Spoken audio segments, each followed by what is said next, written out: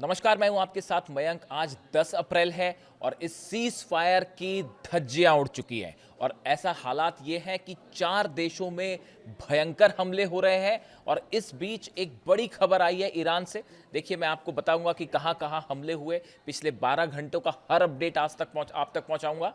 लेकिन एक बड़ी खबर आई है ईरान से और खबर यह है कि ईरान में एक बड़ी बैठक हुई है सिक्योरिटी काउंसिल की, सेना के बड़े अधिकारियों की, और जो संकेत मिल रहे हैं, ईरान अब इस जंग में एक बड़े हमले की तैयारी में जुट गया है। जहां कहां तो एक तरफ बात हो रही थी कि सीज फायर है और जल्द जंग खत्म हो जाएगी, इस तरह की सब बातों को पीछे छोड़ते हुए ईरान ने अपने सभी कमांडर्स को आदेश दे दिया है कि एक लंबी जंग के लिए तैयार रहिए। और इतना ही नहीं, प्लान ये हो चुका है कि अब ईरान की तरफ से ये कह दिया है कि बहुत हुआ, अब एक निर्णायक हमला करेगा ईरान। अब ये हमला क्या होगा, इसको लेकर तरह तरह के कयास लगने लगे हैं कि भाई आखिर ऐसा क्या अटैक करने जा रहा है ईरान। देखिए, इसके साथ एक और बड़ी खबर ये भी है, ईरान ने ये भी कहा था जब ईरान के खार्ग आइलैंड पर हमले हुए थे, अगर आपने नोटिस किया, ईरान की सेना की तरफ से ये बयान आया था कि अब ये हमले जो हैं रीजन के बाहर होंगे। इस बात का क्या मतलब था, देखिए, नोटिस करिए इन दोनों बातों को। ईरान की तरफ से ये कहना कि अब रीजन के बाहर हमले होंगे, क्या आईसीबीएम की तरफ इशारा हो रहा है? और उसके बाद अब ये कहना ईरान का कि अब एक बड़ा हमला होगा, एक सरप्राइज एलिमेंट आएगा, इसकी तरफ ध्यान दीजिए और एक लंबी जंग के लिए तैयार रहिए। यानी ईरान इस बात को मान के चलता है कि सीज फायर जैसी तमाम बातें जो हैं वो किसी मतलब की नहीं है। देखिए, अली खामेनी साहब ने पहले ही इस बात को कह दिया था कि अमेरिका के साथ किसी बातचीत का कोई मतलब नहीं है। ये बात अली खामेनी साहब पहले दिन से जानते थे। जब वो पहले 6 दौर की बातें हुई थी तभी उन्होंने ये कह दिया था कि अमेरिका से ड्रम से बात करने का कोई मतलब नहीं है। और देखिए, उनकी कही एक एक बात सच साबित हो रही है। और इसीलिए मैं हमेशा कह रहा हूं, जो अली खामेनी साहब ने कहा उन्हीं के कहने के मुताबिक ही मैं हमेशा ये बात कहता रहा हूं कि अमेरिका से किसी तरह की बातचीत का कभी कोई निर्णय नहीं निकलेगा। और अब इस बीच में जो बड़ी खबर निकल के आई है वो ये, डोनाल्ड ट्रंप को चाहिए ईरान का यूरेनियम। ये बात अब खुद व्हाइट हाउस ने कह दी है। देखिए, ये जंग अब यूरेनियम की है। और दूसरा बड़ा एंगल फंस गया है हॉर्मूज का। ये 2 पॉइंट हैं जिस पर कभी सीज फायर नहीं हो पाएगा और मिसाइल जो है ईरान कभी छोड़ेगा नहीं। ये 3 मुद्दे ऐसे हैं जिस पे ये कोई डील संभव ही नहीं है। देखिए, जो खबरें आ रही हैं पाकिस्तान से, उसके मुताबिक पाकिस्तान में कल बैठक होने जा रही है जिसमें ईरान की तरफ से ईरान के विदेश मंत्री शामिल हो सकते हैं, अब्बास अराक्ची साहब, या फिर ईरान के उप विदेश मंत्री शामिल हो सकते हैं और संसद के अध्यक्ष जो हैं गलीबाफ, वो शामिल हो सकते हैं। जबकि अमेरिका की तरफ से जेडी वेंस यानी कि उपराष्ट्रपति शामिल होंगे, जेरेड कुशनर, स्टीव विटकॉफ शामिल हो सकते हैं। इसके साथ साथ बैठक में पाकिस्तान के प्रधानमंत्री शहबाज शरीफ शामिल होंगे, मिलिट्री चीफ जो हैं आसिम मुनीर वो शामिल होंगे, और इसके साथ साथ पाकिस्तान के एनएसए भी इस बैठक में शामिल होंगे।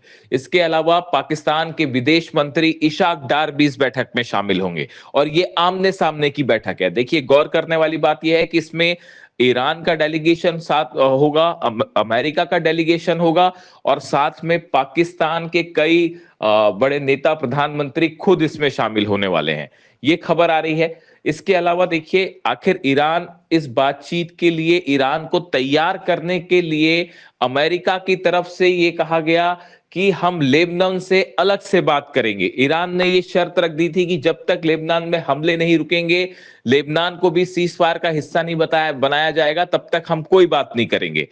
जब ईरान अपनी बात पर अड़ गया, तब उसके बाद बातचीत करने के लिए एक बार फिर ट्रंप को झुकना पड़ा है, अमेरिका को झुकना पड़ा और ईरान को यह विश्वास दिलाया गया कि लेबनान से इजराइल अलग से बात करेगा। डोनाल्ड ट्रंप ने नेतन्याहू को फोन किया और उसके बाद नेतन्याहू की तरफ से बयान आया कि कैबिनेट को यह आदेश दे दिया गया है कि लेबनान से बातचीत की जाए। यानी एक बार फिर अमेरिका ने ईरान की शर्तों को माना है और ईरान के सामने झुका है। ये बहुत बड़ी जीत एक बार फिर ईरान की हुई है। देखिए, पहले हम यूरेनियम की बात कर लें। जो ऑपरेशन पायलट को बचाने के लिए हुआ था वो असल में यूरेनियम की जंग थी और अब डोनाल्ड ट्रंप, ये जो हमले हो रहे हैं इजराइल की तरफ से लगातार लेबनान में और ईरान में भी हमले हुए हैं, ये हमले सिर्फ इसलिए हो रहे हैं, ये डोनाल्ड ट्रंप के कहने पे, अमेरिका के आदेश के बाद इजराइल ये हमले कर रहा है। और उसकी वजह ये है कि डोनाल्ड ट्रंप खुद नहीं चाहते, अमेरिका खुद नहीं चाहता कि यहां पे सीज फायर हो, बल्कि शायद प्लानिंग ये है कि अमेरिका सीधे हमले ना करे, इजराइल के जरिए जंग को जारी रखा जाए। और जंग को जारी तब तक रखा जाए जब तक यूरेनियम नहीं मिल जाता, क्योंकि 450 किलो जो यूरेनियम है कहां है कोई नहीं जानता। और ईरान के पास यूरेनियम होने का मतलब है अमेरिका के सारी पूरी की पूरी जंग फेल, जितने उद्देश्य थे वो सारे फेल। और उसके बाद न्यूक्लियर बम बनाने से ईरान को कोई नहीं रोक पाएगा। और उसके बाद एक बार अगर एटम बम बन जाता है, उसके बाद डोनाल्ड ट्रंप क्या, कोई भी जो है वो हिम्मत भी नहीं कर पाएगा ईरान पर हमला करने की, और पूरे दुनिया का समीकरण बदल जाएगा। ये बात डोनाल्ड ट्रंप समझते हैं, उनके एडवाइजर्स समझते हैं। इसीलिए ये जंग अब यूरेनियम की है, और यूरेनियम जब तक ईरान के पास है तब तक ना सीज फायर होगा, ना जंग थमेगी, ना शांति होगी। ये बेसिक बात है जिसको समझिए। देखिए दूसरी चीज, straight of Hormuz. Straight of Hormuz पहले खुला हुआ था, उसको हमले के बाद अब वो बंद हो चुका है। और अब जैसा आपने देखा होगा खबरों में कि ईरान ने तो अब नया रास्ता बता दिया है कि देखिए यहीं से शिप निकालिएगा, वरना बारूदी सुरंगें बिछी हैं, वो लड़ाक आइलैंड के दूसरी तरफ से घूमते हुए जाइएगा। अगर करीब से आप गुजरने के पुराने वाले रास्ते से जाएंगे तो सब जगह माइंस बिछी हैं और वो धमाके हो जाएंगे। मैंने आपको पहले ही कहा था कि डोनाल्ड ट्रंप ये चाहते थे कि सीज फायर हो और अमेरिकी सेना को वहां पे मॉनिटरिंग की जो है परमिशन मिल जाए और वहां से माइंस हटाई जाए। जब तक माइंस नहीं हटती तब तक अमेरिका का एक भी सैनिक स्ट्रेट ऑफ हॉर्मुज में कदम नहीं रख सकता, वरना धज्जियां उड़ जाएंगी। ये बात हर डिफेंस एक्सपर्ट समझता है। तो अब ये बात यहां पे आके फंस गई है। मैंने इसका जिक्र इसलिए किया क्योंकि ये जो बातचीत वाली बात हो रही है, एक दौर नहीं 1000 दौर की बातचीत हो जाए उसका कभी कोई निर्णय नहीं आएगा, क्योंकि इस सीज फायर की शुरुआत धोखे से करी अमेरिका ने। मन में धोखा है और एक्शन में भी धोखा है। यही बात अली खामेनेई साहब, इसीलिए कहा जाता था कि अली खामेनेई साहब जो है वो अमेरिका और डोनाल्ड ट्रंप की रग रग से वाकिफ है। और आज इसीलिए ईरान की सेना भी उन्हीं के नक्शे कदम पर चल रही है। इसलिए ये जो मीठी मीठी ऊपरी बातें हैं, कभी कुछ कभी कुछ कभी कुछ, इस पे ना ईरान की सेना को विश्वास है, ना ईरान के किसी नागरिक को विश्वास है, और वो एक लंबी जंग के लिए तैयार है। और मैंने आपको जो इशारे में कहा वो समझ जाइए कि ईरान की तरफ से अब एक बड़े हमले की तैयारी है। अब वो कुछ भी हो सकता है, अभी उसके बारे में स्पेकुलेशन करना ठीक नहीं है, लेकिन खतरे में है इजराइल का न्यूक्लियर प्लांट। बस इस बात को समझ जाइए आप। खैर आगे बढ़ते हैं। जेडी वेंस ने कहा है कि स्ट्रेट ऑफ हॉर्मुज में अगर नहीं खोला गया तो सीज फायर खत्म हो जाएगा। तो वो हमारे ईरान पहले से मान के चल रहा है, वो किसी सीज फायर को मान ही नहीं रहा है, वो जो करना है कर लो, तैयार है। उसने अपना एजेंडा दे दिया है कि साहब आप अगर इस एजेंडे पे बात करते हैं तब ठीक है, वरना जो करना है करिए। ईरान ने 3 पॉइंट भी गिना दिए। लेबनान पर जो हमले हो रहे हैं, ईरान ने कहा हमारा साथी है हिजबुल्ला और हम अपने साथियों को छोड़ के भागते नहीं हैं। ये बात पहले दिन से साफ है। तो लेबनान पर हमले रोकिए, यूरेनियम एनरिचमेंट का अधिकार हमारे पास रहेगा, और ये जो बीच बीच में हमले हो रहे हैं ईरान के ऊपर और सहयोगियों के ऊपर, इसको रोकना होगा। ये 3 शर्तों का उल्लंघन पहले दिन ही हो गया है इजराइल की तरफ से, अमेरिका की तरफ से। सीज फायर फेल है। अगर हम हमलों की बात करें, ईरान में करज में धमाके हुए हैं, शिराज में धमाके हुए हैं, अहवाज में धमाके हुए हैं। अब ये धमाके आईडीज के थ्रू हुए हैं या फिर किसी तरह के ड्रोन अटैक थे, इसका इंतजार करना पड़ेगा। लेकिन ईरान में लगातार हमले जारी हैं। इसका जवाब ईरान ने भी दिया है, और तेल अवीव समेत इजराइल के कई ठिकानों पर धमाकों की खबरें आ रही हैं। अब देखिए वो सीज फायर है, लेकिन वो बात का सीज फायर है, और ईरान पे जहां हमला होता है ईरान उसका फौरन जवाब दे देता है। जो सऊदी पर हमले हुए, इराक में हमले हुए, इराक में काउंसलेट पर फिर से हमला हुआ है, इराक में अमेरिकन सेना के बेसिस पर फिर से डायरेक्ट स्ट्राइक हुई है बगदाद में। तो ये ईरान के पलटवार लगातार जारी हैं। और जैसा स्टेटमेंट आया ईरान की तरफ से, कहा गया कि हमारे पास अभी 15,000 मिसाइल्स बची हुई हैं और हमारे पास अभी भी 45,000 ड्रोन बचे हुए हैं। ईरान की इस बात पर मुझे विश्वास नहीं है। इसलिए नहीं है क्योंकि मेरे मुताबिक ईरान के पास 50,000 के आसपास मिसाइल्स होनी चाहिए। समझे आप?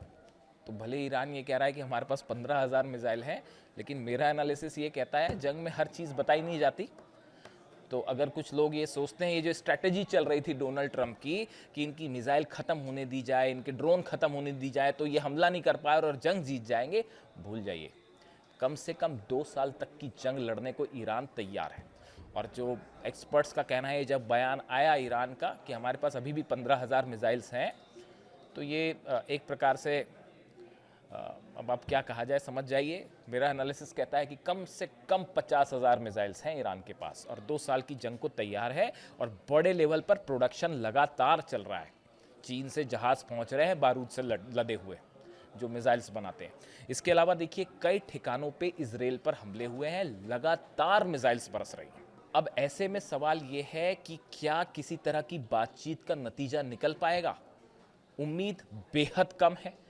क्या जुम्मे पर ये जंग एक बार फिर से भड़क जाएगी और क्या फुल फ्लेजेड वॉर होगा? कहा यह जा रहा है कि शायद अमेरिका सीधे हमले ना करे और इजराइल के जरिए इस वॉर को आगे बढ़ाए।